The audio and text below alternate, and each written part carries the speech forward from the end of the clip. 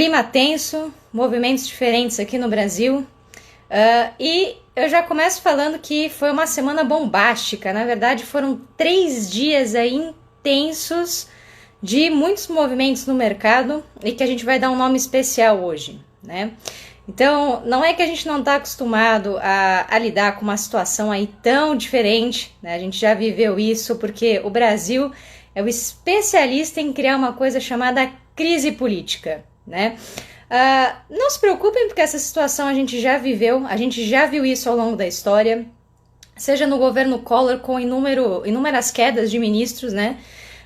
Ou ainda, aqueles que vocês aí que com certeza vão lembrar o que estava acontecendo no governo da Dilma Rousseff, né? Aquele tão momento do chamado impeachment, né? É claro que devido às condições que a gente se encontra hoje, por conta do Covid, né? E por conta de ser uma outra realidade conjuntural, a gente vai ter que fazer essa análise de novo, né? Por um período diferente e por situações diferentes, tá? Mas calma que hoje a gente vai ter bastante tempo, tem convidado aí que vai conversar com vocês, especialista em direito, e eu vou falar um pouquinho agora para vocês da parte econômica e eu espero que vocês gostem do jeito que vocês sempre gostam, tá bom? Como eu disse para vocês, a história de hoje ela pode ser contada em 3 atos, tá? Então, o nosso primeiro ato eu vou chamar de o petróleo. Petróleo, onde a gente tinha lá a bolsa entre seus 79 mil pontos e teve uma queda para 78 mil pontos. A gente pode chamar essa leve oscilação de um pequeno choque externo, tá? Então, na verdade, foi um susto, foi um evento inesperado, mas que não afetou tanto a Bolsa Brasileira. As principais implicações aí ao longo do tempo vai ser em torno da rentabilidade da própria Petrobras, tá?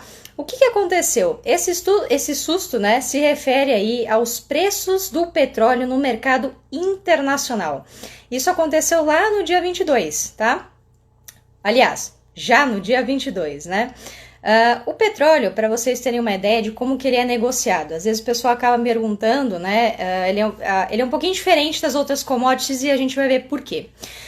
Para a gente comercializar o petróleo, a gente tem que fazer algumas medidas de comparação, ou a gente usa um tipo de paridade, a gente costuma chamar isso de paridade. Mais ou menos aí, para quem está acostumado com esse linguajar, é conhecido na literatura como padrão ouro, né? Então, o padrão ouro era um tipo de paridade que a gente fazia uma relação entre o valor, né, que a gente está negociando e o valor do ouro. O petróleo até hoje segue essa regra de paridade, só que é um pouquinho diferente do que a gente está acostumado com esse padrão ouro, tá? Seria mais ou menos a gente equiparar o real ao dólar, só que no caso aqui a gente está equiparando um barril de petróleo a um valor, né? E esse valor é um valor de referência. Como eu falei do dólar, o petróleo tem o seu valor de referência que não chama dólar. Ele chama West Texas, né? Ou WTI, que é o barril de petróleo americano negociado na Bolsa de Nova York. Ou ainda, existe uma outra medida internacional que é chamada Brent. O Brent é o barril do pessoal europeu lá, da Europa, tá? E ele é negociado na Bolsa de Londres. Então, são 2 medidas que a gente pode ter, mais ou menos como se eu estivesse comparando o valor do petróleo em termos de dólar ou em termos de euro. Só que a gente não chama dólar e euro, a gente chama West Texas para o americano, que seria esse dólar, e o Brent, que seria o euro, mas na verdade ele está se referindo aí à Europa como um todo, tá?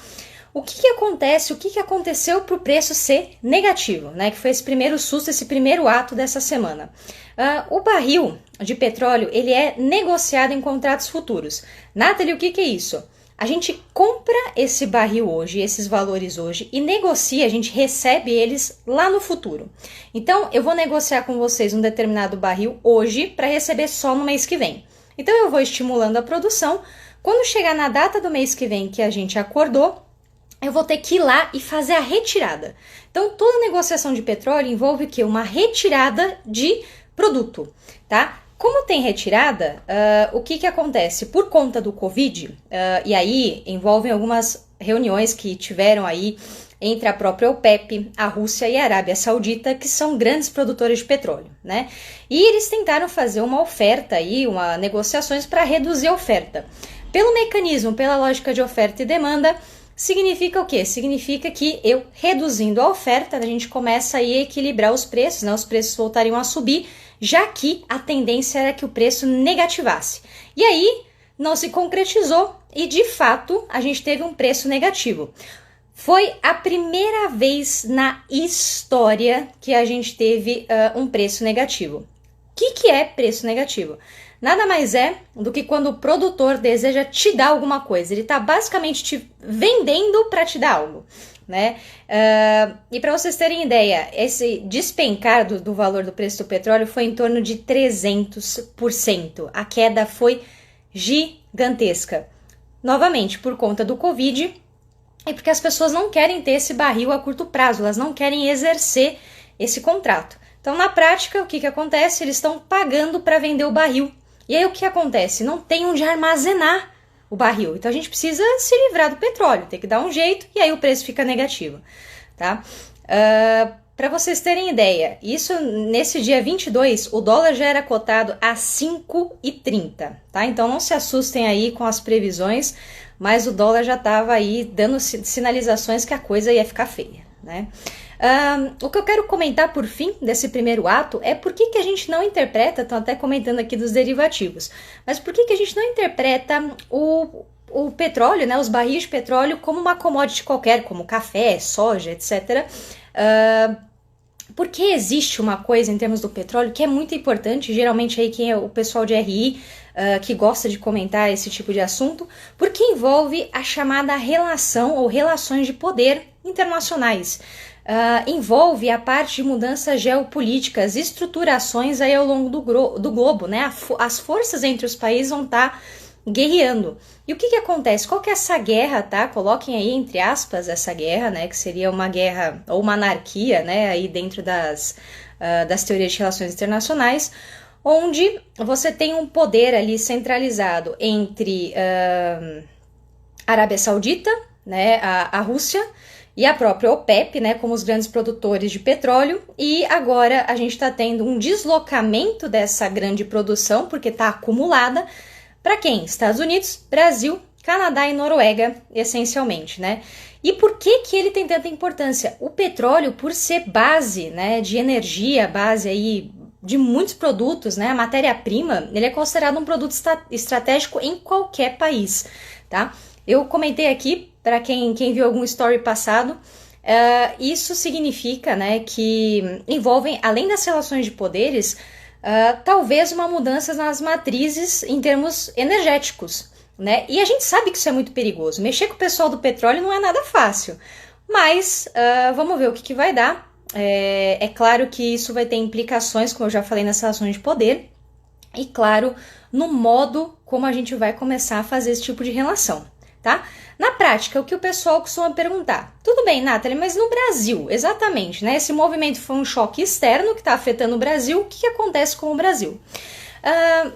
A pergunta seria mais específica se a gente colocasse o que vai acontecer com a Petro, com as ações da Petro, tá? Muitos analistas aí, ou mesmo olhando os balanços da Petro, a gente já sabe que vai ter um prejuízo aí, pelo menos no próximo trimestre, então provavelmente as ações não vão ter uma grande recuperação aí, pelo menos nesse trimestre, tá? Geralmente o Guilherme, eu acho que o Guilherme não tá aí online, o Guilherme que gosta de perguntar o que é melhor, a Petro ou Itaú S.A. Então, já tá aí a minha resposta indireta, qual que é melhor entre os dois. Tudo bem? Fechado o ato 1, vamos pro segundo grande ato dessa semana, a terrível previsão do dólar a 7,35. Como eu comentei com vocês, no dia 22 o dólar estava a 5,30. Já no dia 23, tá, um relatório do Credit Suisse com a UBS divulgaram uma das piores previsões, né, um cenário bem pessimista para a economia, dizendo que até 2021 o dólar vai chegar a 7,35. A gente sabe que o dólar vem batendo aí recordes na cotação. Inclusive, falei numa outra live que provavelmente até o fim do ano ou até daqui uns 2 meses a gente bate 6 facilmente, tá? Então, lembrando aí que no dia 23, após a queda lá do petróleo, né, a oscilação do petróleo, a gente teve uma leve recuperação na economia, chegando aí na Bolsa de Valores a 80 mil pontos. Até aí estava todo mundo tranquilo, seguindo a vida econômica, E aí veio a grande profecia autorrealizada, ou seja, o pedido de demissão do Sérgio Moro. E aí todo mundo desabou. Os eventos em Brasília começaram por conta daquele pedido, né, de troca no comando da Polícia Federal. E aí o Sérgio Moro, na manhã do dia 24, né, na sexta-feira, falou que, né, ia convocar uma coletiva, chamou todo mundo para explicar o que estava acontecendo, e aí o pânico já estava instaurado. A bolsa despencou 7%, o dólar, eu nem preciso falar o que aconteceu, bateu 6,60, tá? E aí começaram todas as implicações que a gente vai falar mais aqui, a gente vai se ater a esse fato. O Moro, para fazer essa introdução, ele era considerado um dos superministros do governo Bolsonaro, né? E a gente sabe que para sustentar uma estratégia com superministros ou superministérios, a gente tem que ter essa base muito bem fortalecida, a base política bem fortalecida. E o Moro nada mais, nada menos do que era um desses grandes superministros, assim como o próprio Paulo Guedes. Se a gente olhar pelo lado econômico, os economistas gostam de chamar de tripé macroeconômico, né? Aqui, na verdade, era um tripé político, e a gente sabe que para um triângulo estar em pé, que é a estrutura mais forte dentro da matemática, né, um pilar, pelo menos, aí, que era do Sérgio Moro, já estava prestes a cair. O primeiro abalo, só para a gente voltar um pouquinho, foi de fato a demissão do próprio Mandetta, né, que ele não era considerado um super-ministro, não fazia parte do tripé, né, que nem eu comentei com vocês, mas ele era um ministro, né, que mantinha uma certa lucidez necessária nesses tempos do Covid, né, porque ele convocava sempre coletiva, estava divulgando os dados que são importantes para a gente poder fazer manutenções aí em termos do isolamento social, e a população tinha, de fato, pelo menos uma noção do que estava acontecendo com a sociedade, né. E aí ele tinha sempre reforçava as medidas de isolamento. É claro que o presidente não concordou e ele estava buscando já aí uma abertura econômica, porque a maior preocupação era a economia. O Moro falou aquilo, despencou qualquer preocupação né, com a economia, porque você começa a instaurar uma crise política, né? E aí vem a era né, o novo ministro, que existe essa necessidade da reabertura econômica. E aí veio uma coisa curiosa, porque os dados foram divulgados incorretamente, o que a gente geralmente chama enquanto analista é um erro operacional, né? Um erro de divulgação aí, um risco operacional, que, coitado do estagiário, digitou os números errados da divulgação de mortes e infectados, e aí ele teve que se desculpar, teve que refazer o ajuste, né? E aí, pra gente ter aqui uma referência, hoje, pelo que eu acompanhei no jornal, a gente já tem quase aí 4 mil mortes, tá, no país, e aproximadamente 53 mil infectados. Não é pouca coisa, gente, né? E para vocês terem noção, como não se trata de uma gripezinha, né, essa necessidade de reabrir a economia, o que a gente chama de movimento em W, que o governo vai tentar, provavelmente vai acontecer, quando a gente abre a economia, fecha e abre de novo, né? E aí a coisa fica feia, porque em termos econômicos a recuperação é mais lenta do que se a gente se manter fechado e depois abrir de uma vez, o que a maioria dos países europeus aí tem feito, né? E a gente não vai ter essa oportunidade se a gente seguir por essa linha de abertura gradual, tá? Mas, dentro dessa situação, como eu já falei, nós somos mestres em desenvolver o quê? Aí a Larissa está comentando, crise econômica com crise política e somar aí mais esses movimentos salutários, né?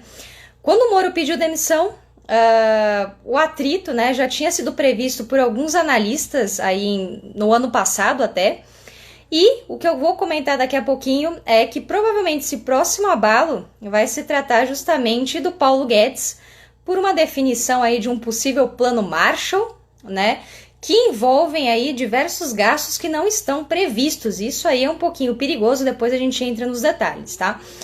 Desdobramentos econômicos imediatos. Deixa eu só ver quem foi que comentou sobre o circuit break. Foi a Angélica. Angélica, vou falar disso agora. Com a demissão do Moro, já fragilizada por conta do Mandetta, e essa nova era no Ministério da Saúde, o que está acontecendo na economia agora para sintetizar para vocês? A bolsa despencou 7%, então estava muito perto de chegar no Circuit Breaker. O Circuit Breaker ele só vai ser acionado se houver essa queda abrupta em termos de 10%. Como a gente bateu em 7%, acho que chegou até 7,7% de queda, o Circuit Breaker não foi acionado porque é um mecanismo da própria B3, né, que é a antiga BMF Bovespa, e então a gente deixa as negociações irem rolando, irem transacionando, porque em algum momento elas vão atingir aí o equilíbrio, embora a gente saiba aí que os patamares eram bem baixos, né? O dólar aí, então, nesse período começou a bater 5,71. Falei para vocês que vai chegar perto dos 6 e com certeza a gente vai bater 6, tá? E o caminho foi aberto para um caos completo, né? Uma ingerência política. E uma coisa que eu também vou comentar aqui com o convidado, que é em termos de a gente tem muita interferência política e a gente não tem autonomia ou independência das nossas instituições, o que é muito perigoso, tá?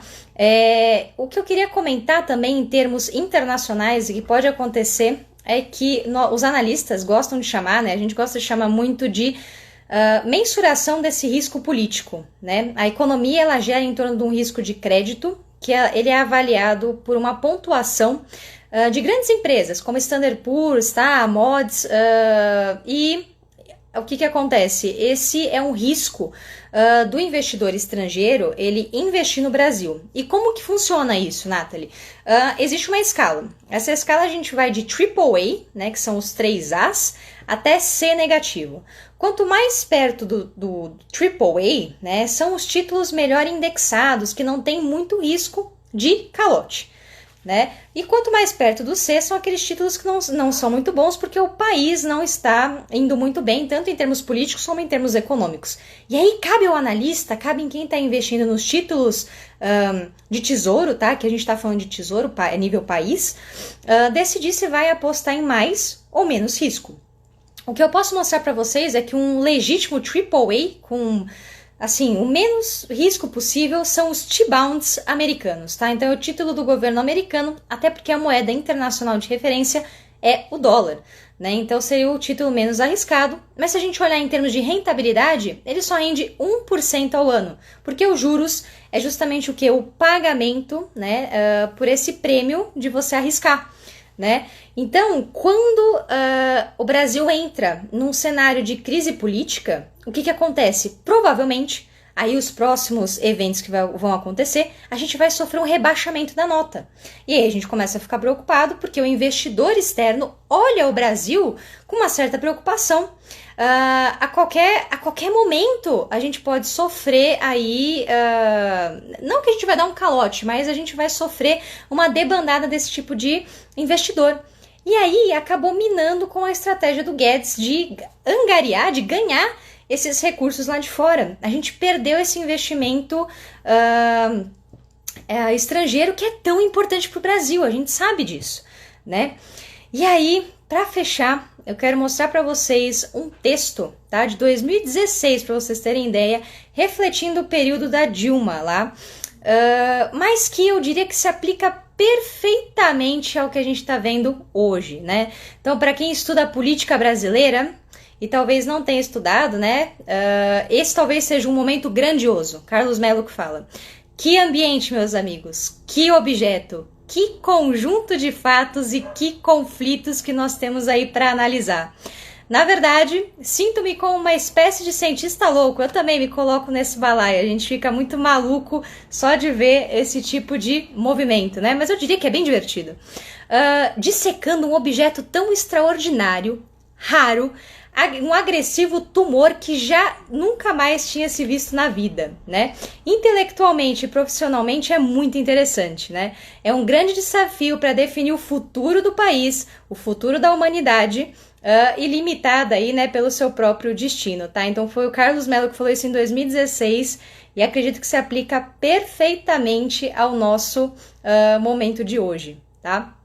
Nesse sentido, eu acredito que cabe chamar alguém para conversar comigo aqui, para falar desse aspecto político, né? Eu vou tratar também um pouquinho do econômico, então a gente vai fazer uma espécie de bate-papo, espero que vocês curtam, para explicar os desdobramentos, né? Então quero convidar aqui o doutor em Direito pela USP, o Guilherme Fernandes, que vai aí comentar alguns aspectos com você. Eu acho que chegou um momento de eu te fazer pelo menos umas 4 perguntas que o pessoal aí tá doido para saber, né? E a primeira delas, eu queria que você comentasse um pouquinho a própria demissão do Sérgio Moro, né? E, consequentemente, aí, aquele tão conturbado pronunciamento aí do presidente Bolsonaro. O que você me diz aí, Gui? Bom, sobre a demissão do Sérgio Moro, tem muitas coisas que podem ser ditas aqui, na verdade, né? Não é algo, digamos assim, que eu poderia dizer que é circunstancial, mas na verdade diria que é algo conjuntural, né? Ou seja, foi uma longa trajetória do Moro no governo do Bolsonaro, com toda a história, né? Com toda a história já do Moro que todo mundo conhece, o juiz da Lava Jato, o simbolismo que ele carrega consigo, né? Sendo, digamos assim, quase que uma espécie de personificação do combate à corrupção no Brasil, acabou sendo, de certa forma, personificado na figura dele por todo o trabalho que ele fez na Lava Jato. Claro que a Lava Jato é muito maior que o ministro Sérgio Moro, mas ele virou a face da Lava Jato.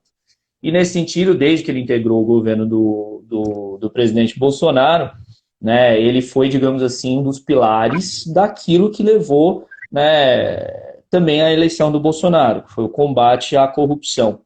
Mas digamos, toda essa trajetória de praticamente aí 1 ano e pouco do ministro Sérgio Moro no governo do Jair Bolsonaro, a gente já tinha visto muitos embates entre ambos, né? Tanto que muito a gente viu, né, sobre a possível fritura que o Sérgio Moro vinha recebendo já há um bom tempo, por conta de uma divisão na pasta do Ministério da Justiça, ou seja, o Moro, né, sendo esvaziado naquilo que foi, né, digamos, né, a primeira coisa que o presidente Bolsonaro disse para ele, que era, né, a tal da carta branca, ou seja, essa carta branca sendo esvaziada, sendo diminuída aos poucos e deixando o ministro Sérgio Moro numa situação de, digamos, bastante desconforto, como foi presenciado durante, né, vários momentos no ano passado, né? E diante disso, né, o ministro Sérgio Moro, com toda a popularidade que ele tem, acabou, digamos, chegando a um ponto agora que foi o ponto, digamos assim, limite em relação ao que ele poderia aceitar diante, né, diante das investigações que estão em curso e que podem atingir diretamente o presidente Bolsonaro. Aí a gente pode fazer, né, uma análise, digamos, colocando o Sérgio Moro no foco, né, e aí a gente pode falar um pouco depois sobre o futuro dele, o passado dele, ou uma análise mais do conjunto, ou seja, do conjunto do governo Bolsonaro. A gente sabe muito bem que a tentativa do presidente Bolsonaro, agora que acabou, né, respingando no ministro Sérgio Moro, no ex-ministro Sérgio Moro, se refere ao fato das investigações que correm, né, contra principalmente as fake news, né? E aí a gente tem 2 investigações. A gente tem a investigação que foi aberta no ano passado em relação à produção de fake news contra os ministros do STF, né, extremamente grave, e a investigação que começou agora no domingo passado, ou seja, né, não no domingo passado, mas em razão do domingo passado, por conta justamente, né, dos envolvimentos nos atos completamente antidemocráticos, né, que solicitavam a intervenção militar no Brasil. Ou seja, diante disso, parece que bateu para o presidente Bolsonaro uma certa preocupação em relação a onde essas investigações podiam chegar. E o que o ministro Sérgio Moro, o ex-ministro, né, deixando claro, o ex-ministro Sérgio Moro percebeu foi que o presidente, com essa preocupação, começou a tentar segurar as investigações. Ou seja, começou a tentar achar alguma forma de segurar essas investigações. Diante disso, ou seja, e aí é muito interessante que se diga que a Polícia Federal, ela tem, desde o governo Lula, desde o governo Dilma, se mostrado como realmente uma instituição, ou seja, algo que é uma instituição de Estado e não de governo. A Polícia Federal ela tem independência e quando a Polícia Federal começa, né, uma investigação, é muito difícil se segurar uma investigação. É muito difícil. Né? Eu costumo dizer que se você quer tentar evitar, né, alguma coisa na Polícia Federal, você não pode deixar nem a investigação começar.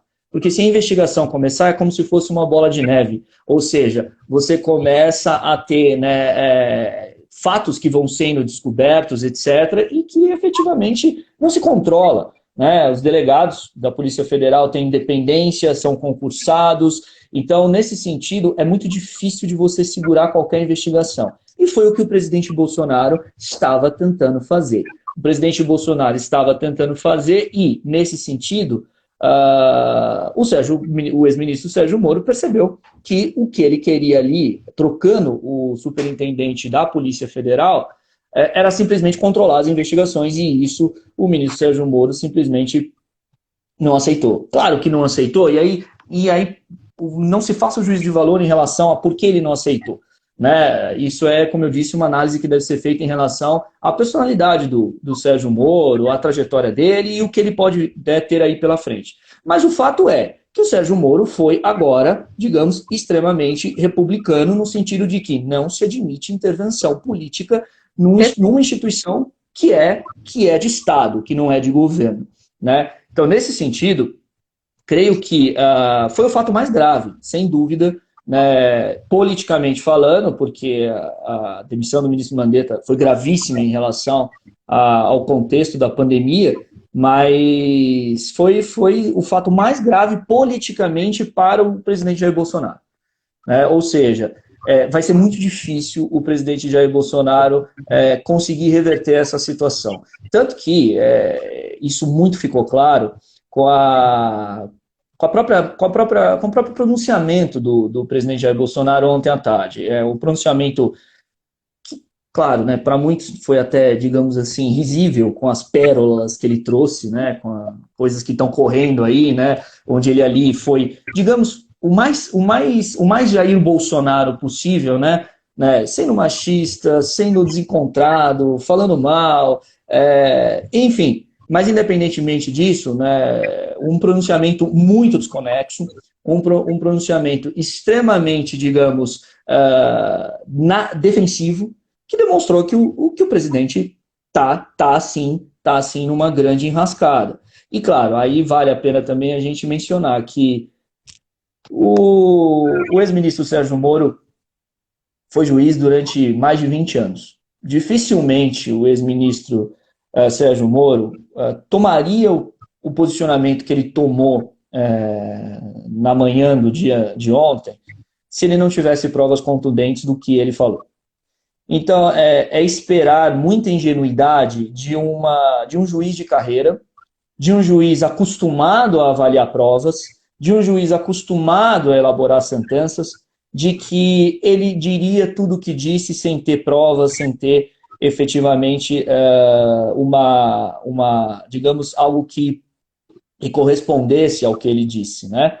Tanto é verdade que a reação do Bolsonaro, além do pronunciamento, foi se aproximar do que a gente chama de centrão, né? Que é o que a gente pode também chamar de pântano, né? Na política brasileira, que são aqueles partidos sem nenhum tipo de ideologia mesmo, que são extremamente fisiológicos e que topam qualquer coisa. Só que o presidente Bolsonaro vai ter aí diante de si uma tarefa muito complicada, porque ele está se aproximando daquilo que foi, digamos, algo que também participou da retórica que o levou à vitória, que é mudar a tal da velha política. Mudar a tal da velha política, só que agora se aproximando ao que ele chama de velha política, ou seja, partidos como o PTB, o PP, o PL, o PSD, ou seja, aqueles partidos que são o tal do toma lá da cá, que ele tanto disse que jamais faria e não negociaria. Aliás, foi isso que ele falou no domingo, né? Não vou negociar com ninguém, etc., e agora está desesperadamente negociando.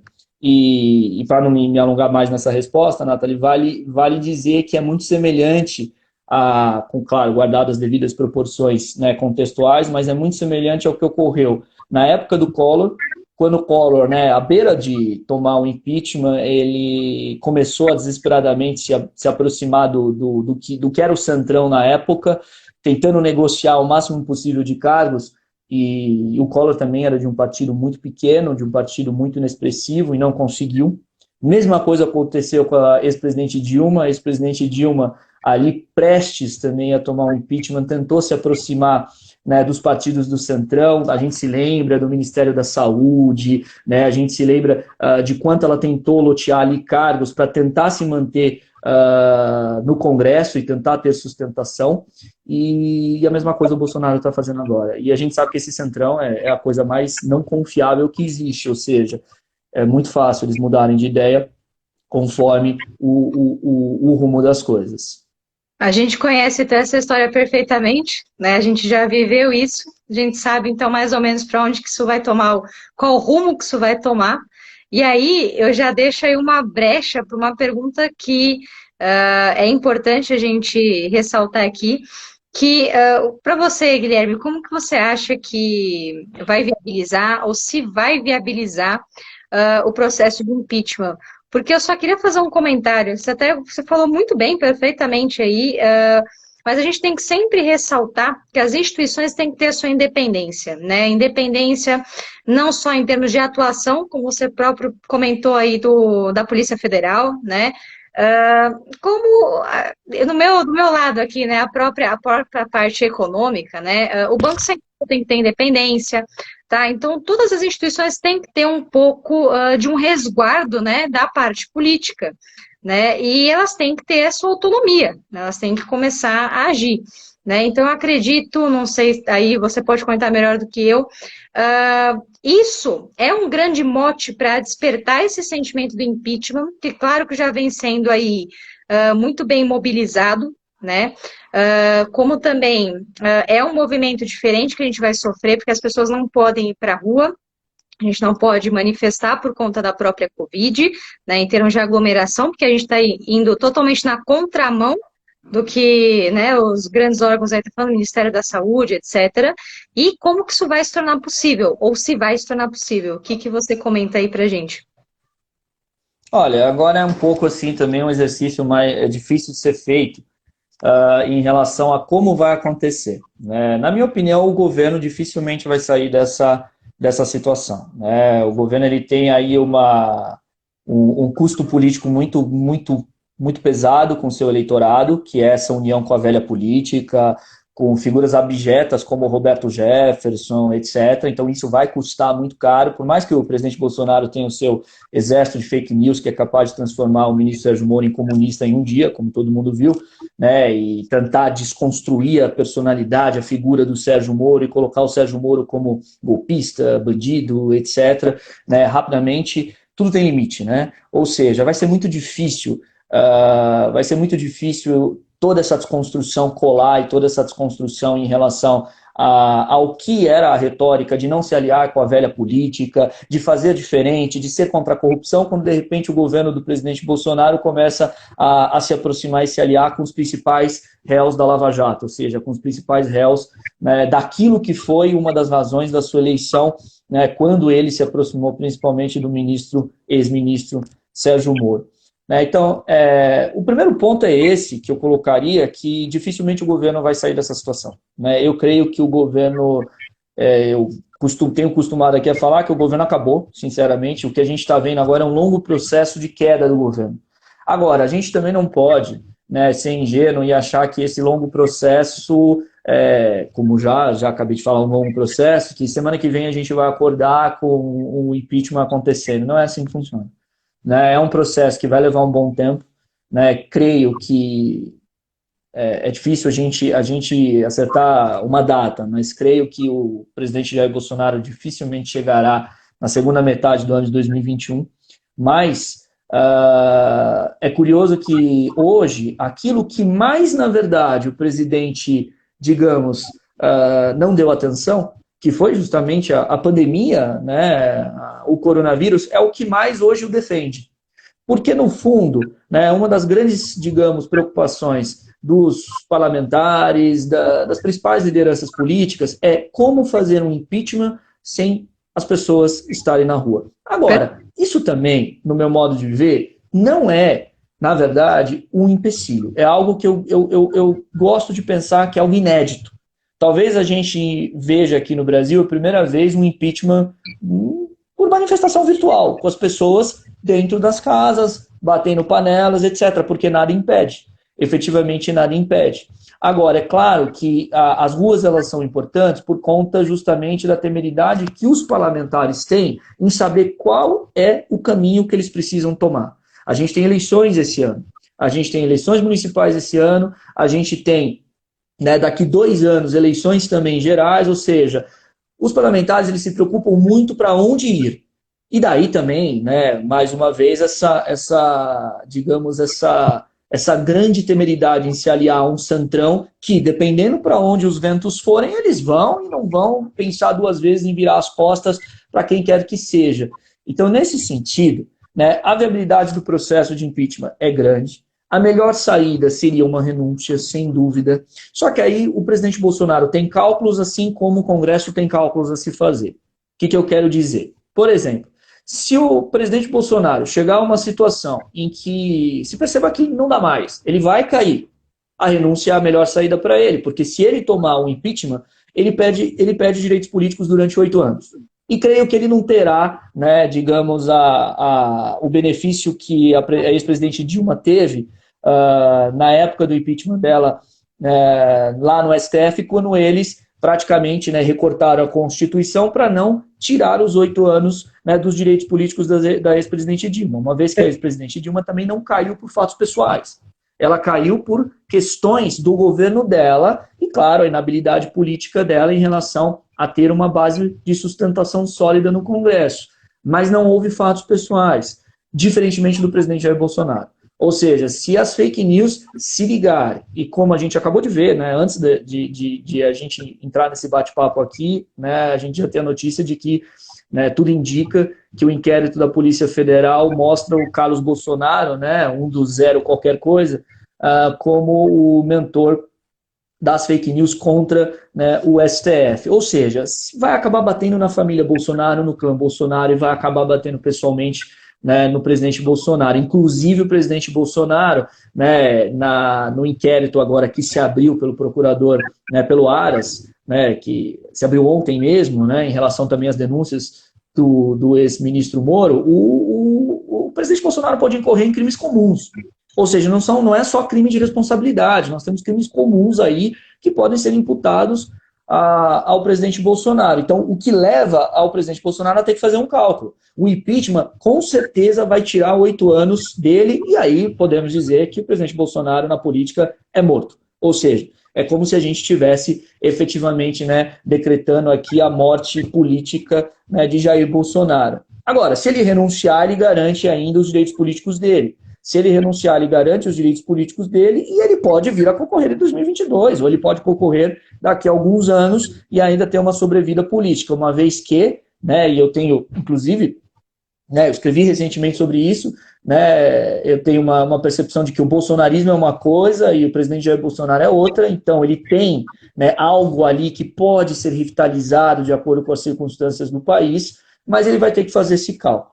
Agora, o Congresso também vai ter que fazer o cálculo dele, sim, em que momento, né, o processo de impeachment tem viabilidade para correr.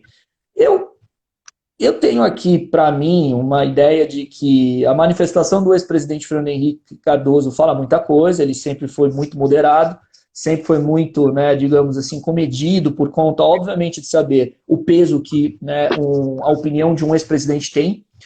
E me surpreendeu muito o posicionamento bastante duro dele ontem. Ou seja, não somente, né, PSDB, né, outros partidos como, né, Podemos, os partidos de oposição, obviamente, não preciso nem falar, né, mas muitos partidos se manifestaram aqui, né, no sentido de que é necessário colocar um basta, né, no governo do presidente Bolsonaro. Então, nesse sentido, eu creio que o processo de impeachment logo se viabilizará. Se ele vai acontecer nesse mês, nos próximos meses, isso vai depender muito do que a gente tiver das notícias sobre os inquéritos. Não somente porque chama atenção, né, foi curioso, que ontem no pronunciamento do presidente Bolsonaro, né, ele não falou uma linha sobre o coronavírus, né? Ele não falou uma linha sobre a pandemia. Né? Ontem foi... Diga.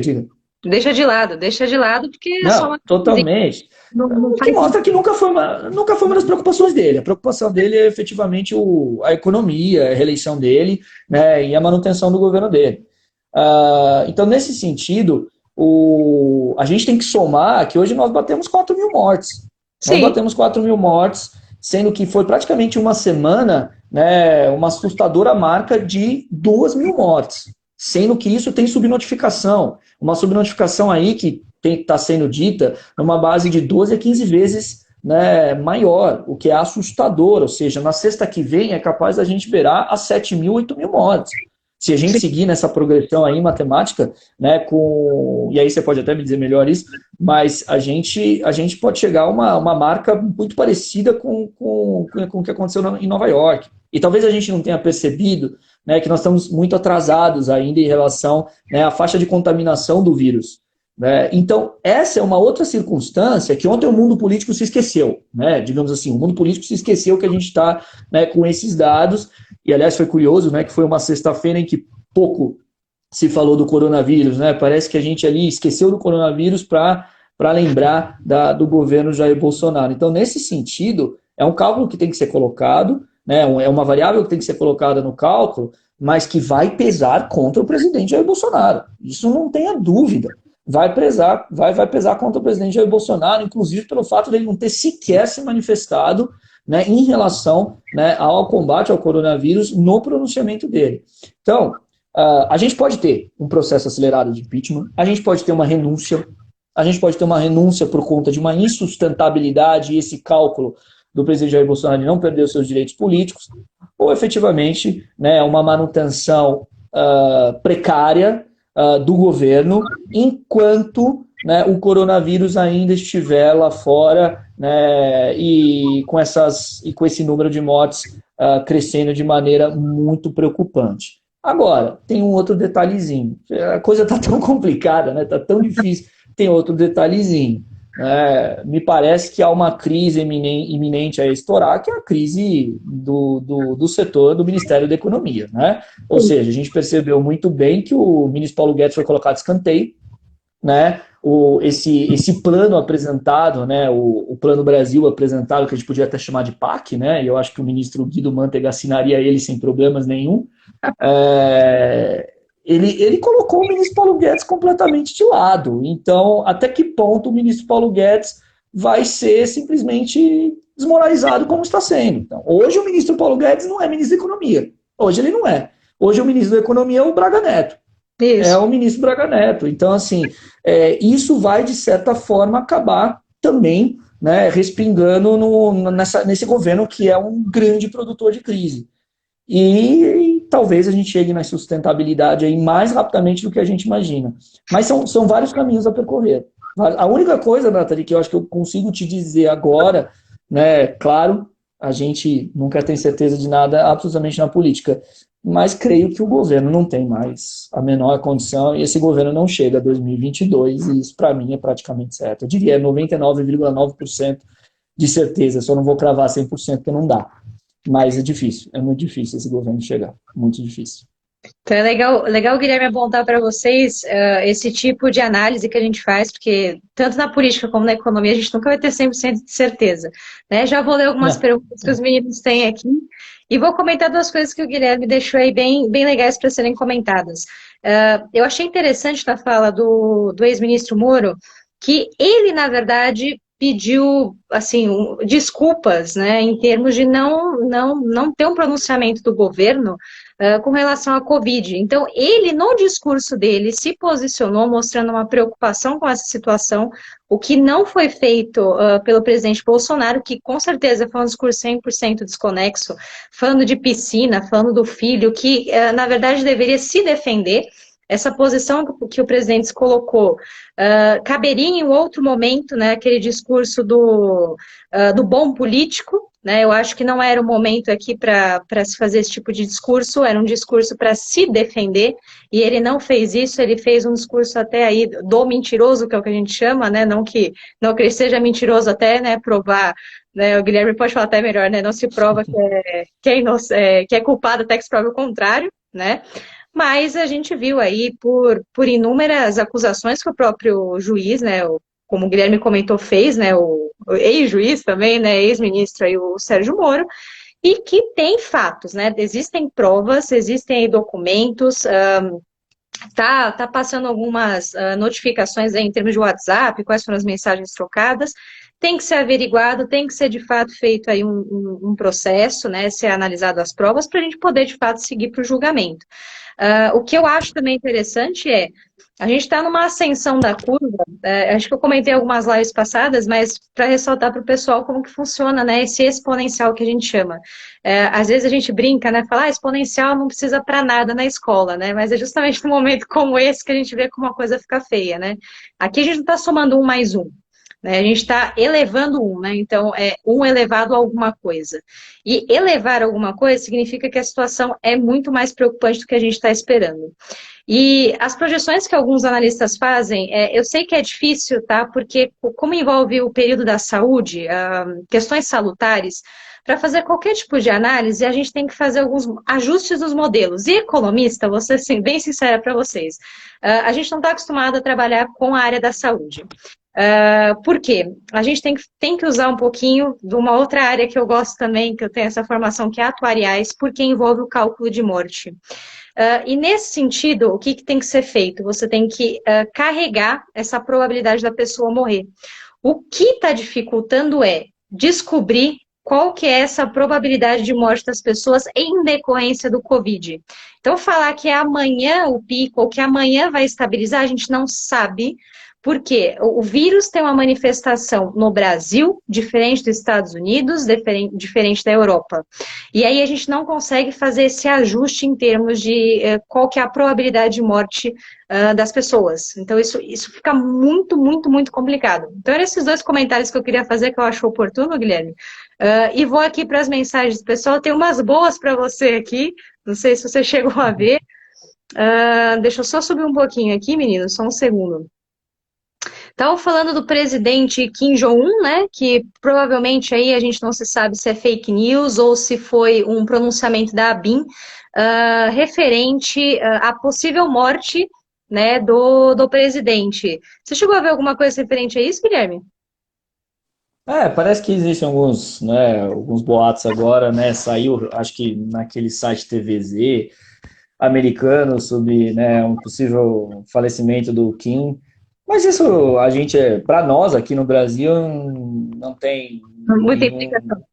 não É. tem muita explicação. Mas é muito uma coisa, a única coisa que pode ser dita em relação a isso, né, que aí acho que é uma coisa meio fora, mas é o fim de ditador, né? É o fim de um ditador. Todo ditador ele precisa, né, da violência o tempo todo para que ele possa para que ele possa continuar no cargo. Então assim, a história nos mostra que grandes tiranos tiveram os mesmos, né, os fins semelhantes, né? Gaddafi, né, Júlio César, Stalin, ou seja, por mais que o Stalin tenha morrido, né, de um ataque do coração, né, dizem por aí que o Stalin, né, morreu sozinho e ninguém quis socorrê-lo, né, de medo também dele.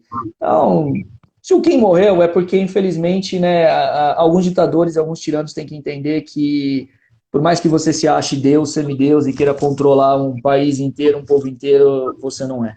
E uma hora a conta chega, né? Hitler, Mussolini, ditadores aí da história mostram isso, né? É bom para que personalidades autoritárias percebam isso, né?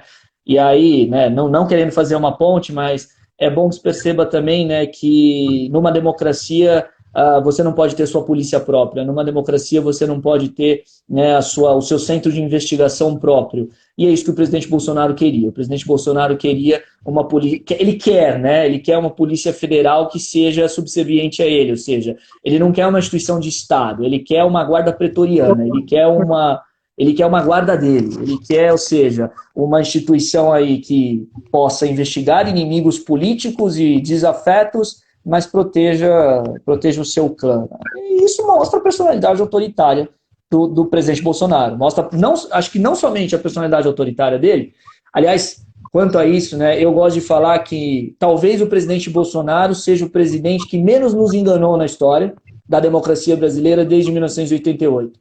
Porque me admira muito que alguns fiquem surpresos, né, com toda essa performance do presidente Jair Bolsonaro, né? Ele nunca demonstrou ser outra coisa na história dele, no currículo dele. Aliás, ele nunca foi muita coisa, né? Como todo mundo sabe, sempre foi, né, um político do baixo clero brasileiro e com uma, digamos assim, uma performance patética, uma performance medíocre. Nunca foi um grande orador, nunca foi, né, um político com boas ideias e planos apresentados, sempre foi uma figura caricata, né, uma figura que sempre nos brindou com frases, né, ridículas que tinham repercussão porque chocavam. Aliás, e isso é uma coisa que o bolsonarismo aprendeu muito bem, que tanto, digamos, né, tanto aquilo que é bom como aquilo que choca muito reverbera, ou seja, e eles abusaram disso propositalmente, ou seja, o choque é de propósito para que isso reverbere e busque, né, digamos assim, né, algumas pessoas, né, a integrar o secto que começa a ficar sem nenhum tipo de juízo crítico. Mas o presidente Bolsonaro é o presidente mais coerente que a gente já teve desde 1988. Ele não, se uma coisa pode ser dita, né? Ele até ontem não tinha cometido estelionato eleitoral. Agora ele começou a cometer. Porque agora ele começou a se unir ao Centrão, agora ele começou a ir contra ao que ele falava, mas ele não tinha cometido estelionato eleitoral não, porque ele sempre foi isso, ele sempre foi medíocre, ele sempre foi, né, um presidente com uma performance ridícula, né, e que simplesmente tinha isso a oferecer, né? Pobre de nós que não tínhamos percebido nisso, né? Tínhamos outras opções nas eleições, mas aí é uma outra análise conjuntural a se fazer. Mas a personalidade autoritária do presidente Bolsonaro está clara, né? Está clara. Ele é autoritário. Se ele pudesse, acho que a coisa que mais incomoda o presidente Bolsonaro é o fato dele ter, né, no dia que colocou a faixa no peito e começou a governar o país, ele aos poucos descobrir que ele tem limites. E a coisa que mais incomoda ele é ter limites, né? Ele começou a perceber que, né, uma frase muito boa, né, que o presidente brasileiro, ou seja, o chefe do Poder Executivo, ele pode muito, mas não pode tudo, né? E o Brasil tem se demonstrado, e aí eu acho que é uma coisa bem interessante também da gente avaliar, que o nosso federalismo, como todo Estado federativo, tem problemas, todos. Não existe nenhum Estado perfeito, nenhum Estado federal perfeito. Mas o nosso federalismo tem funcionado. E se não fosse o nosso federalismo, talvez a pandemia aqui de coronavírus estivesse numa situação muito mais grave, né? Então isso é um ponto positivo para aqueles que têm também aí se preocupado muito, né? E claro, essa preocupação é eterna, né? A gente tem que ser eternamente preocupado com a democracia brasileira, porque a democracia, ela não é digamos assim, ela não é um lugar em que a gente chega. Ela é uma construção eterna, né? Ela é um projeto político. A democracia, ela é um projeto político. Você não chega um dia e fala, pronto, hoje temos democracia, podemos aqui todos dormir em paz e não ficarmos preocupados com o dia de amanhã. Não é assim que funciona a democracia, ela precisa de vigilância eterna. Mas, né, a gente pode... Sim, exatamente. E a gente pode pelo menos ficar contente com uma coisa. As instituições têm funcionado, né, a federação respondeu, né, o Poder Judiciário tem respondido e isso foi muito bom. Agora, foi muito ruim que isso, né, tenha acontecido e esteja acontecendo num cenário de pandemia. Aí vem, digamos, né, a nossa surrealidade, aí vem, né, o nosso teatro do absurdo. Né, nós estamos vivendo tudo isso com 4 mil mortes de brasileiros. Né, é isso que é o mais, digamos assim, que é o mais impressionante quando a gente senta para refletir. 4 mil mortes podendo chegar a muito mais nos próximos dias, né? Mas até aí, né, a gente viu o presidente Trump pedindo para as pessoas tomarem alvejante, né? Então, é bom para a gente pensar sobre as personalidades autoritárias, populistas que podem aparecer na democracia. E nós temos uma figura que é visivelmente autoritária, populista e que tá sendo encurralada pelas instituições. E está começando a também, né, sofrer as consequências das suas próprias contradições. E como eu disse, né, até sexta-feira o presidente Bolsonaro não estava cometendo né, digamos assim, uma fraude eleitoral com os seus eleitores, porque ele sempre foi aquilo. Se engana, quem achava que ele seria diferente. Ele sempre foi, né, esse político patético que ele é. Né? Não tenho aqui, eu não vou ficar adorando a pílula, eu não vou ficar, né, colocando outros adjetivos. O Bolsonaro é um político que chega a ser medíocre em muitos momentos. E só que nessa sexta ele começou a ir justamente contra o que ele sempre prometeu ser, né? Guilherme, só lembrando, né? O Trump nem falou para tomar, é um pouquinho pior, né? Fazer a injeção, né, do desinfetante lá, né? Coloca a seringa lá, já injeta, já resolve o problema, né? Faz a limpeza dos pulmões e tá tudo feito, né? Fazer o quê, né? Mata o vetor, né? Mata a pessoa, você mata o coronavírus, mata a pessoa, pronto. Pronto, né? Ídolo do ídolo é assim mesmo, né? Tenho uma pergunta para você. Gui, em caso de renúncia ao impeachment do Bolsonaro antes de novas eleições presidenciais, como fica a situação do Mourão? Tem possibilidade de novas eleições ou só em 2022? A situação do Mourão fica assim, ele põe a faixa no peito e vira presidente da República. Né? A gente tem, na verdade, uma confusão que é muito, na verdade, digamos assim, justificável, porque ela é oriunda aí do que aconteceu com o impeachment da ex-presidente Dilma, porque quando o ex-presidente Temer assumiu, ele também quase tomou um impeachment. Aliás, o ex-presidente Temer, ele tem, digamos assim, muitos defeitos, talvez só defeitos, mas ele tem uma qualidade que é inegável, né? Ele é um grande habilidoso político e um presidente com 1% de aprovação, se a gente pegar a faixa de erro, talvez ele tivesse menos, né? Ele tinha aprovação negativa, ele não caiu, o que é algo para a gente também pensar sobre, né, essa tese de que as ruas são tão fundamentais assim para um processo de impeachment. O ex-presidente Temer, ele não tinha 1% de aprovação. 1% de aprovação. E ele não caiu. Ele não caiu porque o ex-presidente Temer ele era capaz de convencer, né, a própria mãe dele a se vender. Ou seja, não vender a mãe, mas a própria mãe dele a se vender, porque a habilidade política dele em relação a fazer acordos com os partidos políticos era enorme, e o ex-presidente Temer, na verdade, ele agiu como muito mais um primeiro-ministro do que, né, um presidente. Ele governou com o Congresso, ele governou juntamente com o Congresso, por isso que ele não caiu.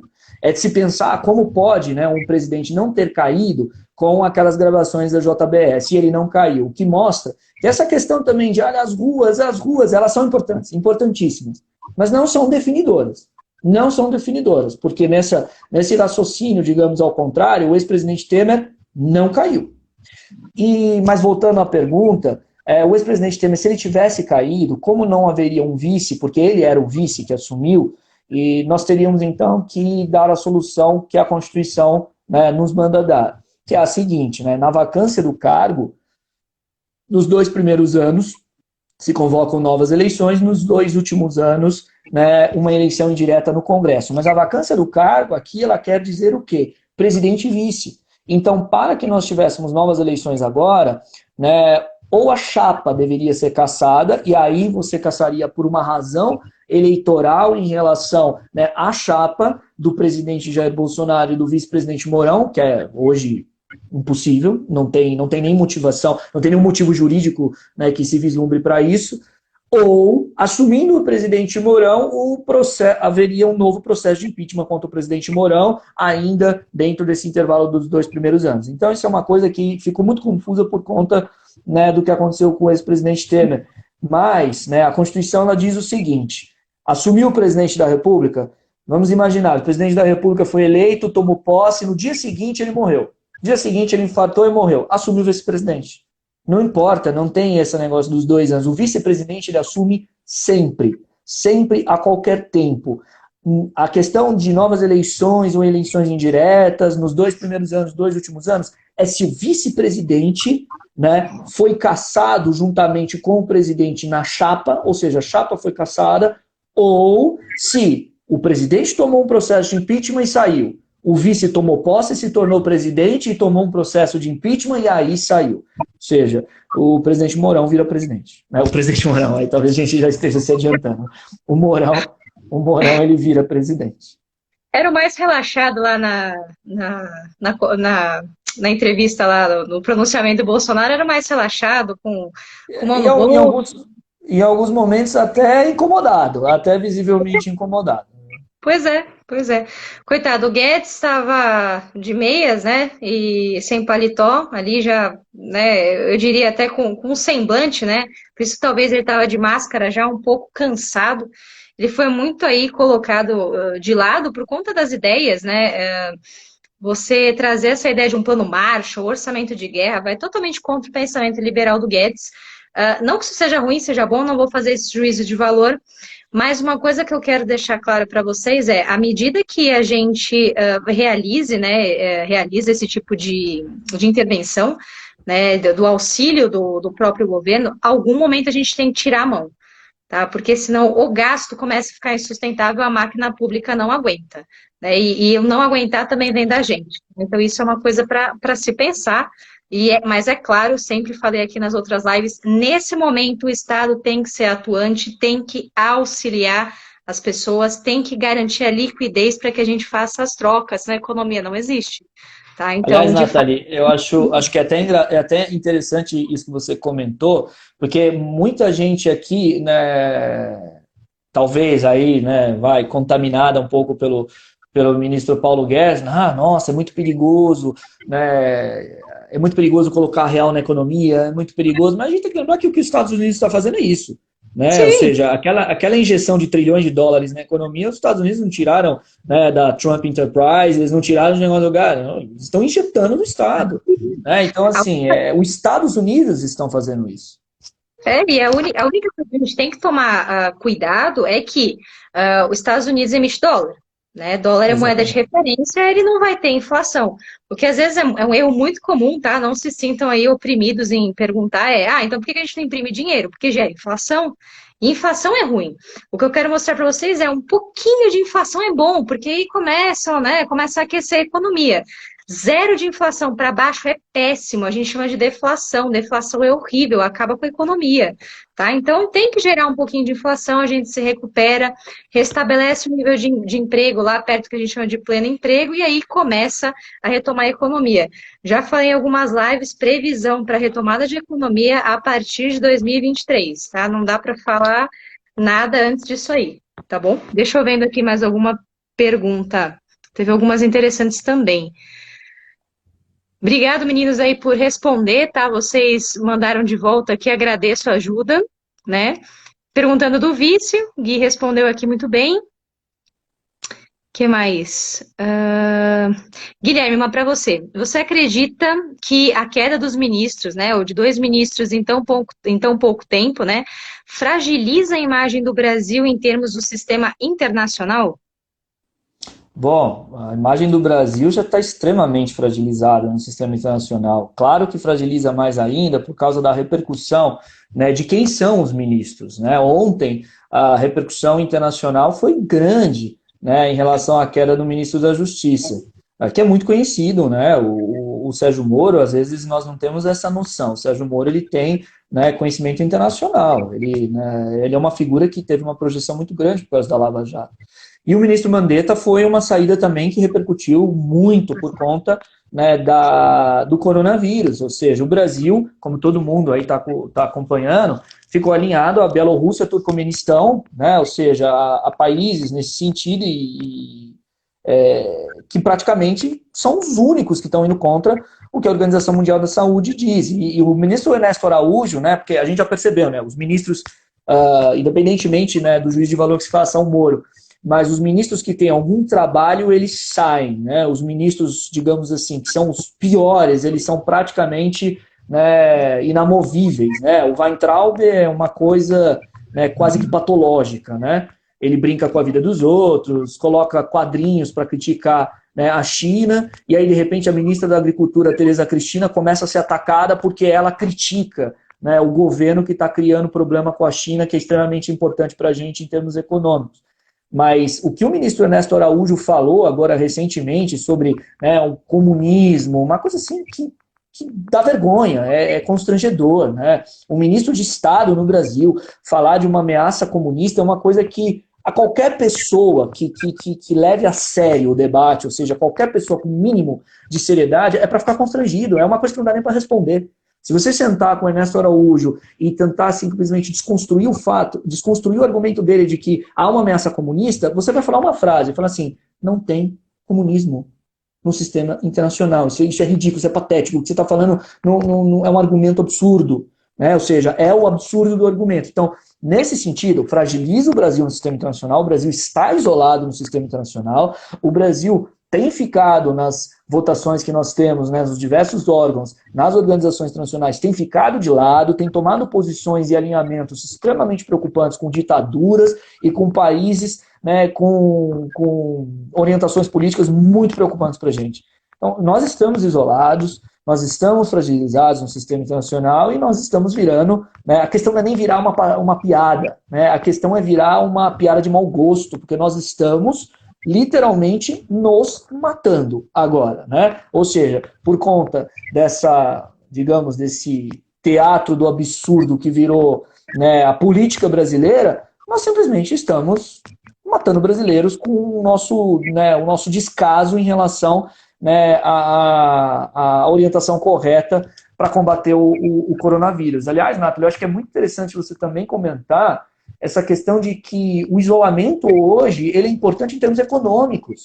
Né? O afrouxamento em termos econômicos ele é uma estupidez, o afrouxamento. Ah, mas existem muitas pessoas desesperadas. É verdade, é claro, a situação é difícil para todo mundo, mas é para isso que existe Estado, é para isso que existe federação. A federação tem que dar uma resposta, como em muitos estados, né, estados no mundo, isso está acontecendo. Agora, a gente tem uma crise muito grave economicamente, que é um choque de demanda, né? Que você pode explicar muito melhor, Nathalie, que não, parece que não está caindo essa ficha aqui, principalmente para o setor produtivo do Brasil. Né? E aí cabe aqui também, né, um parênteses, para o setor produtivo mais ou menos, né? Porque na verdade não é todo o setor produtivo, uma boa parte do setor produtivo continua, mas a gente tem uma crise de demanda.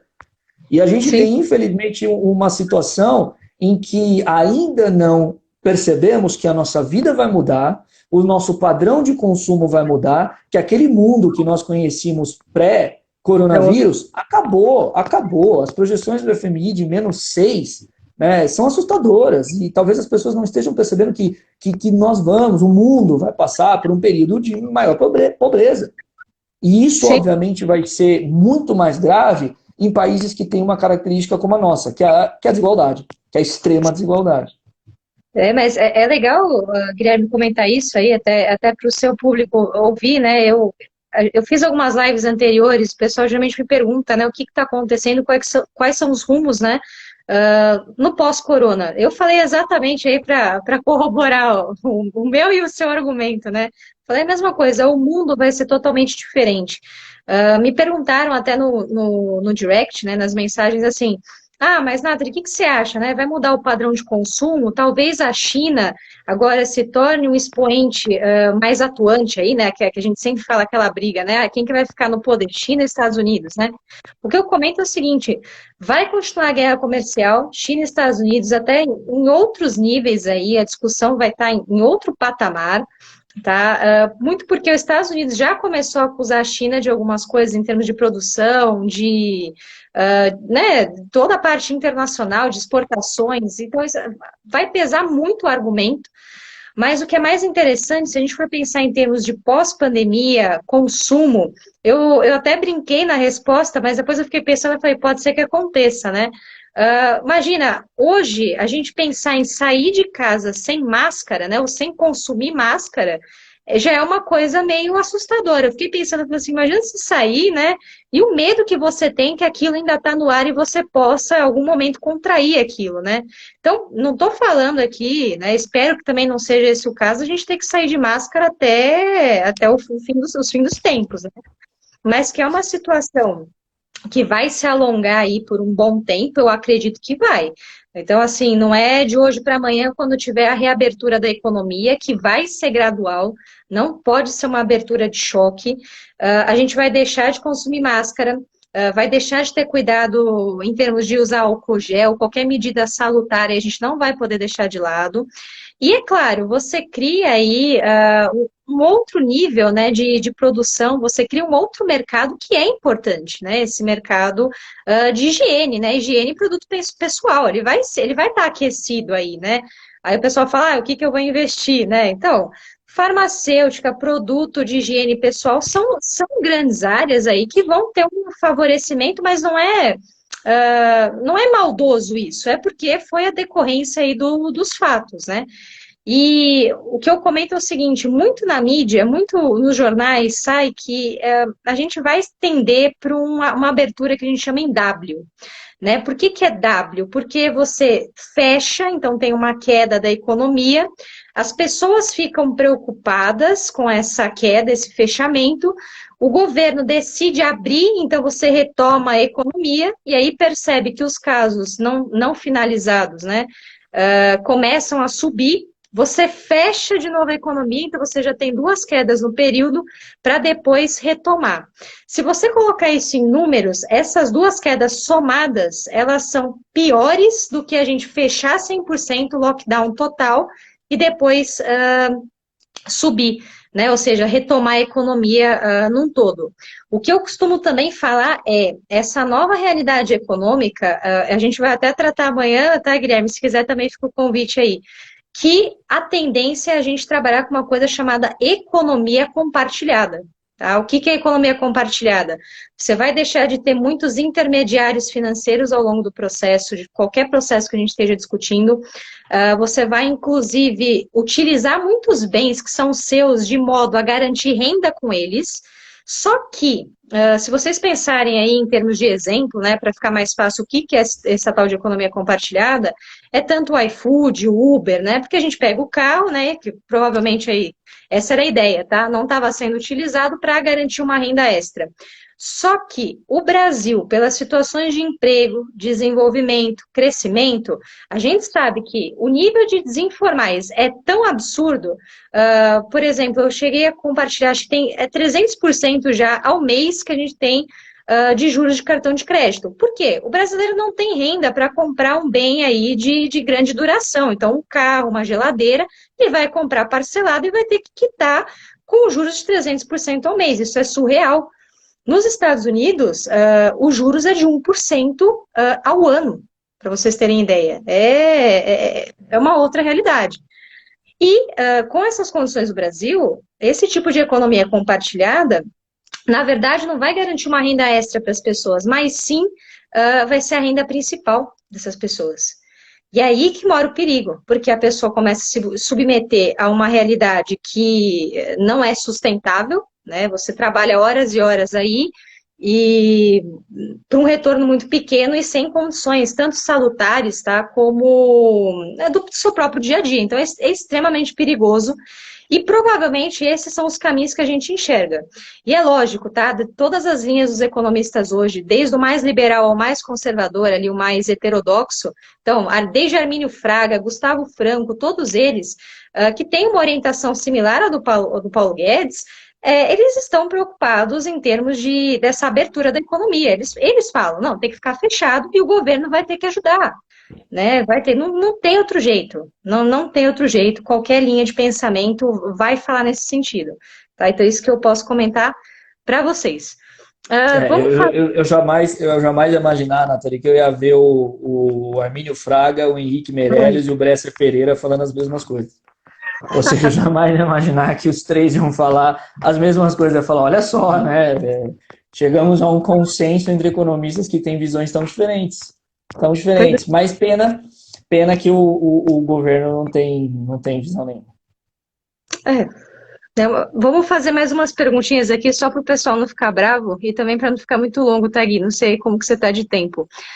O Bruno perguntou, aí eu não sei se é para mim ou para você, mas acho que nós dois podemos comentar aí rapidamente, ó. O que o alto afastamento da Argentina no Mercosul pode nos causar neste momento para o Brasil? Em termos econômicos, o que eu vou comentar é o seguinte, a Argentina sair, tá, coloque entre aspas, do Mercosul é um alívio, tá? Porque a situação econômica lá é pior do que a tentativa de fazer um plano cavalo para controlar a inflação. A Argentina já decretou moratória da dívida, para vocês terem ideia, não vai pagar dividendos, a situação ali é terrível. Inclusive, o Papa já falou que vai tentar ajudar a Argentina para poder quitar essa situação. Então, em termos econômicos, a Argentina hoje é bem preocupante. Eu diria que é um alívio se for pensar em termos da região do Mercosul ali. E o Mercosul já vem numa situação muito complicada, né? Porque ficou muito difícil o relacionamento político do Brasil e da Argentina, né? Com a disparidade ideológica dos dois governos, né? Tanto o governo da Argentina, mais à esquerda, e o governo brasileiro. Então, no fundo, o Mercosul ele está paralisado. Ele está paralisado há um bom tempo. E o que a Argentina está fazendo é o seguinte: ela está falando, olha, a gente agora está focado nisso. A gente está focado no coronavírus, nossa economia está em frangalhos. E a gente vai ficar simplesmente, né, aqui, né, digamos, focado no nosso contexto. É ruim Sim. em termos, digamos, a longo prazo? Claro que é ruim. O Mercosul, ele tem, como eu sempre, às vezes, sempre me preocupei em falar isso, né? O grande problema do Mercosul é que o Mercosul ele se tornou algo esquizofrênico, né? Durante muito tempo, ele não sabe o que é, não sabe para onde vai, e isso por conta justamente dos governos, né, do Brasil e da Argentina, né, que tiveram muita dificuldade em coordenar as políticas do Mercosul. A longo prazo, é ruim no sentido político de que o Brasil e a Argentina precisam muito um do outro, né? Ou seja, nós temos uma parceria muito importante com a Argentina, com o mercado argentino. Aliás, é muito interessante também a gente pensar que nesse cenário econômico que a Nathalie, né, bem construiu, o mundo mostrou que ele tem simplesmente assim uma fragilidade muito grande, né, no comércio internacional como um todo, no sistema internacional como um todo, pelo fato de que simplesmente o mundo resolveu colocar todas as suas cadeias produtivas na China. E quando a China parou, ou seja, quiser aí, por questões que aí cada um vai ter a sua reflexão, né? Ordem cósmica, não sei o quê, mas quiser aí a sorte da história da humanidade que a crise se desse centrada, né, no país no qual a economia planetária colocou todas as suas cadeias produtivas, ou seja, é muito engraçado quando a gente vê todas essas bobageiras em relação, né, à China, ao vírus chinês e blá blá blá, mas a gente esquece que as principais, né, empresas do planeta, elas produzem tudo na China. Né? Façam um exercício, deem uma olhada aí na casa de vocês e procurem tudo que vocês têm na casa de vocês que é feito na China. É tudo feito na China. E se não é feito na China, é feito nas periferias, ali em Vietnã, né, que são já dominados pelas empresas chinesas, ou seja, são subcadeias produtivas ali da própria China. Então, é mais uma coisa para a gente pensar que o vírus simplesmente demonstrou a fragilidade da economia internacional. Né? E nesse sentido, a gente precisa muito da Argentina, a gente precisa muito da China. O Brasil é um país frágil economicamente e a gente não pode nos dar o luxo de cometer tantos erros quanto a gente está cometendo. Né? Hoje foi muito interessante, né, porque algumas linhas editoriais de alguns jornais colocaram bem isso. Né? Parece que o nosso governo é um governo que tem uma política Thanatos. Né? A gente tem uma... Né, o pessoal gosta de falar, né, necropolítica, etc. Mas nós estamos caminhando assim, quase que para o autossuicídio econômico, político. É uma série de erros que um país como o Brasil não se pode dar ao luxo de cometer. Não pode. Então, nesse sentido, assim, é ruim. Né? É ruim a longo prazo, né? Toda essa crise no Mercosul, etc., os nossos parceiros, é claro que é ruim. Não sei o nome do moço, enfim, é o arroba dele aqui. Ele me perguntou se alguns países estão comercializando o comércio da maconha, estão liberalizando o comércio da maconha para ajudar a economia. O que a gente pensa sobre isso? Rapidamente aí, Gui, não sei se você vai querer comentar, mas rapidamente, o que tem acompanhado é o seguinte: o comércio da maconha ele é liberado em alguns países, acredito que está tendo uma flexibilização aqui no Brasil, mas em termos de remédio, tá? A parte farmacêutica. A droga, né, a planta, ela ainda aí não tem nenhuma liberalização. E, inclusive, né, nós somos contra aí a produção de maconha, o próprio Moro comentou, né, a Polícia Federal aí fez algumas operações contra as grandes plantações de maconha, e não acho que é por aí o caminho, tá? Não é isso que vai ser nossa salvação em termos econômicos. tá? Então, só para a gente constar, Gui, se quiser fazer algum comentário, mas só Eu para... falei o comentário assim, a gente tem que tomar cuidado para não cair assim na sedução né, das peculiaridades, porque se a gente for pensar, não pensando politicamente nem juridicamente, mas pensando economicamente, né, a maconha é um produto. É um produto. Então, assim, você está disposto a ir comprar maconha ali num lugar aglomerado, etc., com isolamento? A maconha, ela vai sofrer o mesmo choque de demanda. Ela vai sofrer o mesmo choque. Né? Se a gente parar para pensar numa lógica econômica, o crime organizado é uma empresa. Ela é uma empresa, é uma indústria. Ela produz um produto, só que ele é ilícito. E aí você tem, por conta da ilicitude, né, o valor do produto agregado muito alto. Agora, vai passar pela mesma crise de demanda. É a mesma crise de demanda. A não ser que você consiga comprar maconha no Mercado Livre. Aí é uma outra coisa. Né? Sim, E te sim. entregue em casa, né? É verdade, tem que ter o delivery, né? Vai ser o Tem delivery que ter o ainda. delivery, senão não vai adiantar muito, não. Ah, o que mais? Deixa eu ver. Essa aqui é para você, Gui, eu já faço, que é sobre uma possibilidade, no caso de um protocolo aí de impeachment, se o Bolsonaro poderia dar um golpe utilizando as Forças Armadas. Que mais? As medidas econômicas a gente comentou aqui, né? Quais são as medidas econômicas no tempo da quarentena? Acho que essa aqui a gente vai deixar, vou deixar só essa para o Gui, em termos de se pode haver aí um golpe militar.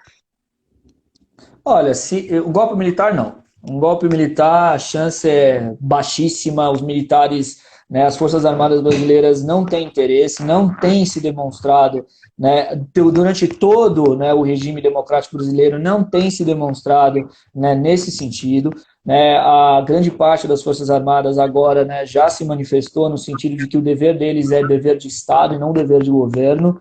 Né, o dever deles é para com a Constituição. Aliás, né, é muito interessante pensar que o fato do presidente Bolsonaro encher o seu governo de militares, né, tem mostrado que o governo é mais fraco do que forte. Por quê? Porque militar não negocia no Congresso. Militar não tem negociação no Congresso e militar não vai fazer isso. Ou seja, quando o presidente Bolsonaro coloca um ministro, né, militar, no fundo ele está demonstrando fraqueza, porque ele não está conseguindo colocar alguém de algum partido, né, de algum partido que o apoie, ou seja, ele não tem apoio político.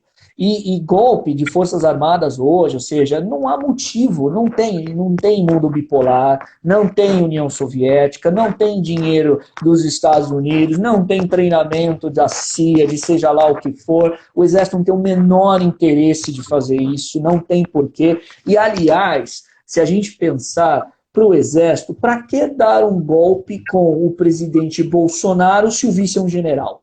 É muito interessante também pensar na hierarquia militar, né? Um general não vai seguir capitão, capitão não vai ficar dando ordem em general, e hierarquia é uma coisa extremamente importante para as Forças Armadas. Ou seja, para que as forças militares vão dar um golpe protegendo o presidente Jair Bolsonaro, se o presidente Jair Bolsonaro tomar, né, um impeachment ou acabar, né, renunciando, os militares terão um general na presidência.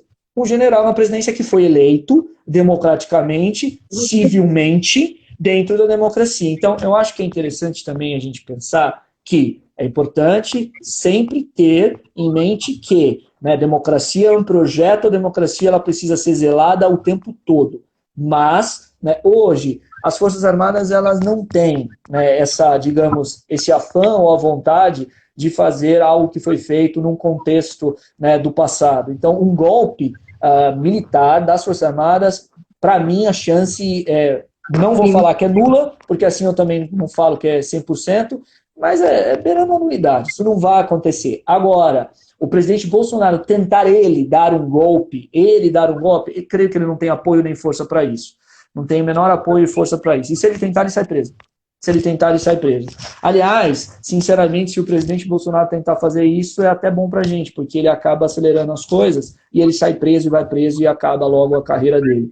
Mas, né, ele não vai fazer isso. Ele não vai fazer isso, acho muito difícil. Não quero dizer que ele não sonharia, não seria esse o sonho dourado dele. Mas ele não tem a menor força, a menor condição de fazer isso. A menor força. Me perguntaram aqui sobre previsão do PIB, e eu estava aqui dando uma olhadinha. Depois eu posso até mandar, tem uma projeção aí bem pessimista do FMI. Inclusive, o FMI já sinalizou que o Brasil vai sofrer muito com toda a Covid, né? Não só o Brasil, como os outros países do mundo. E eles já estão sinalizando que os países desenvolvidos vão seguir uma nova rodada aí de ajuda aos países subdesenvolvidos, né? Então a gente vai voltar, vai regredir, né? Muito, o FMI é legal, a chamada que eles colocaram, Guilherme, pra você ter ideia, foi voltando, né, ou aos patamares de 29. Então a gente regrediu a crise de 1929. É uma coisa bem curiosa para o FMI falar isso, porque assim, até achei a previsão. Quem perguntou, a atual previsão para o PIB brasileiro é de menos 5,5, para vocês terem ideia. Tá? Então, todos os países estão recuando. A Alemanha é de menos 6,8, tá? Quem falou aí da Alemanha. E por aí vai. Os Estados Unidos está com uma previsão aí de menos 3%. E a tendência aqui, eu só vejo um único país que vai ter um crescimento pífio, aí, que é de 0,4%, que é a Austrália. Então, é nada, tá? É complicado. É uma situação triste, triste, tá? Para vocês terem É, ideia, assim, é, em termos percentuais, só para fechar aqui, ó, em termos percentuais, pré-Covid, antes de acontecer todo o Covid, a gente tinha uma previsão de crescimento de 2,4, que é pouco, mas seria razoável, considerando que todos os argumentos do Guedes fossem para frente, tá? Toda aquela conjuntura do Guedes, então reforma tributária, previdenciária, tudo foi para frente, a gente cresceria em termos de 2,4. Para ter ideia, a variação percentual, o quanto que a gente caiu, foi basicamente menos 8%. Então, assim, é devastador. Eu não teria outro adjetivo para colocar. É devastador. Triste. Triste mesmo. Eu não tenho o que fazer. Não tenho o que fazer. é uma fase que nós vamos ter que enfrentar e acho que o que mais, né, me preocupa é que nós precisamos compreender isso logo, né? Compreender que nós vamos passar por essa fase, que não existe receita mágica, que ninguém vai conseguir crescer, né, nesse período, não tem, né, não tem o que fazer a não ser reconstruir. A gente vai ter que Exatamente. reconstruir. E uma coisa que aí é a minha grande preocupação com o Brasil, né? Um governo como esse, que fabrica crises, que é o tempo todo, né, tão errático, não tem condição de fazer essa reconstrução. Não tem, não tem. E a gente precisa de um governo de reconstrução, de recondução. Né? Eu vi que tinha uma pergunta aqui, Nathalie, sobre como seria o Mourão, como seria a presidência do Mourão, etc. Bom, isso é um pouco bola de cristal, mas é uma bola de cristal que dá para gente direcionar para algum lado. Né? O Mourão tem um currículo, né, bastante respeitável, é um homem bem equilibrado, sempre foi na sua carreira, ninguém chega a general à toa. Né? A carreira militar é uma carreira extremamente difícil, é uma carreira que requer também muito preparo. Né? Por isso que o capitão lá não tem muito preparo, né? Mas o Mourão ele tem interessantes, digamos, trajetórias também em missões da ONU, etc. Né? Parece um cara bastante sensato. Se nós gostamos ou não, né, do que é o Mourão politicamente, ideologicamente, se ele é conservador, progressista, etc., isso é outra história, isso faz parte da democracia. A democracia ela tem governos, né, mais progressistas, mais conservadores. A gente tem que aqui entender no Brasil que a alternância é importante, né, o debate de ideias, e é natural que você tenha governos, né, mais progressistas, governos mais conservadores. O que é problemático são os governos extremistas.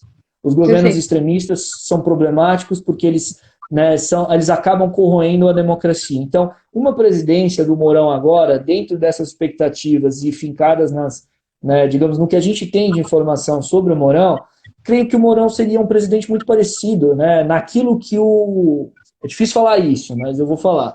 Naquilo que o Michel Temer tinha de bom, que era o quê? Que era saber conduzir de maneira negociada. E democracia é negociação. Democracia é Articula- negociação. Articulação. A gente tem que parar com essa bobagem de, eu não vou fazer o toma lá da cá, eu não vou negociar com ninguém. Isso não existe. A democracia, o coração da democracia é negociação. O coração da democracia é simplesmente a coordenação de ideias. E mais do que isso, negociar não significa fazer coisas ilícitas. Fazer coisas ilícitas é cometer crimes e é fazer coisas ilícitas. Negociar é negociar, debater simplesmente rumos que o país vai tomar com partidos que têm posições diferentes e ideias diferentes. Isso é natural. Isso tem que acontecer. Então, desde o momento que o Bolsonaro se colocou como candidato, ele já era uma personalidade extremamente antidemocrática, pelo fato de que ele, com esse papo de não aceitar a negociação, isso não existe na democracia. Democracia tem que ter negociação. E, nesse sentido, creio que o Mourão, ele sabe muito bem disso e ele se sairia, digamos assim, muito melhor do que o presidente Bolsonaro, porque ele sempre foi um articulador também na trajetória dele. Fala muito bem, tem um preparo intelectual infinitamente superior ao presidente Bolsonaro. Então, eu posso dizer para vocês, né, goste ou não das ideias do Mourão, eu não teria medo do presidente Mourão de maneira nenhuma. Nenhuma. Se ele vai ser reeleito, se vai ser um grande presidente, isso é outra história. A gente não Mas sabe. não sabe, mas um desastre como o Bolsonaro, creio que não. Creio que não. Legal. Só comentar se o Brasil aqui, Gui, se você viu mais alguma, pode comentar, tá? Eu só tô te passando as que eu tô vendo aqui. Comentário se o Brasil é considerado um país subdesenvolvido. A gente nunca chegou em condição de um país desenvolvido, né? O que mudou, na verdade, é uma reclassificação, né? Porque antes a gente tinha aquela denominação de país de primeiro mundo, terceiro mundo, né? Aí, enfim, os intermediários, né? Que flutuariam aí, não é nem primeiro mundo nem terceiro mundo, e a gente sempre estava nessa flutuação. Depois, em termos de crescimento e desenvolvimento, aí pela teoria, a gente só mudou essa classificação, ficou em termos de países desenvolvidos e subdesenvolvidos. O Brasil nunca saiu dessa condição de subdesenvolvido, infelizmente. Né? E aí, discutir desenvolvimento e crescimento dá mais uma live de umas 3 horas só para poder entender isso para o Brasil. Tá? Então, só para colocar isso aí para vocês. Tá bom? Gui, mais alguma coisa? Não, acho que não, Nathalie, porque também não sei se tem alguma pergunta aqui, não encontrei nenhuma. A última aqui que chegou rapidinho. Na parte econômica, o que esperar do governo Mourão? Putz, aí não é nem um contrafactual, é uma mega previsão com base em muita incerteza, viu, Bruno? Ah, como o Guilherme bem falou, eu acredito que o governo Mourão teria aí mais uma estabilidade melhor, ele seria um bom articulador. Isso favoreceria as trocas políticas, a gente então ameniza uma crise política, e aí vamos ter que ir para cima em termos da saúde, né, ver como é que estão as questões salutares, e em termos econômicos, felizmente barra infelizmente, tá? A gente vai ter que retomar questões como reforma tributária, reforma previdenciária, tá? E que aí eu posso até me estender, mas eu vou ser bem breve.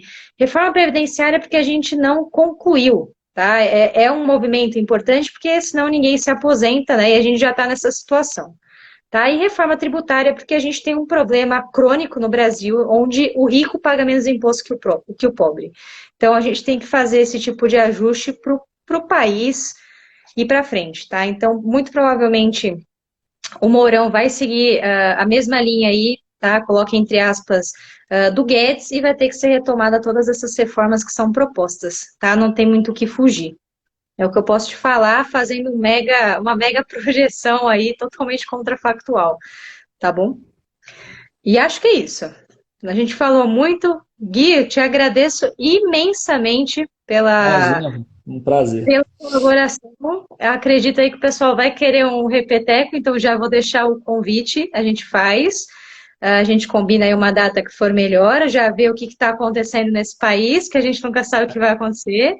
E com certeza A gente espera a próxima queda do próximo ministro. a gente fica aqui conversando com o maior prazer, te agradeço imensamente aqui. Acho que foi muito válido para todo mundo, para mim também, aprendi muita coisa aqui. E a gente vai conversando, vamos ver o que acontece e a gente faz o repeteco. Muito obrigado, Nathalie, pela oportunidade, pela conversa. Espero que todo mundo também tenha gostado e fico, né, já aqui à disposição para uma nova live. Com certeza, a gente vai fazer sim. Agradeço todo mundo que comentou, todos os comentários, elogios aqui, tanto para o Gui como para mim. Eu que agradeço vocês, a gente fica feliz em melhorar, né? A gente costuma falar que a gente nunca sabe onde vai chegar um comentário, né? Uma ideia nova, a gente nunca sabe onde vai chegar. Espero que se comover pelo menos uma pessoa aqui. Tanto o meu objetivo como o do Guilherme certamente aí foi atingido. Então, uma boa noite, um bom descanso para vocês. Eu me coloco à disposição no meu Instagram, provavelmente o Guilherme também, e a gente Com repete certeza. isso futuramente. Tá bom? É Gui, isso mais aí. uma vez, Boa noite para obrigada. todo mundo. Boa noite. Imagina. Obrigado. Tchau, tchau. Até. Tchau, tchau.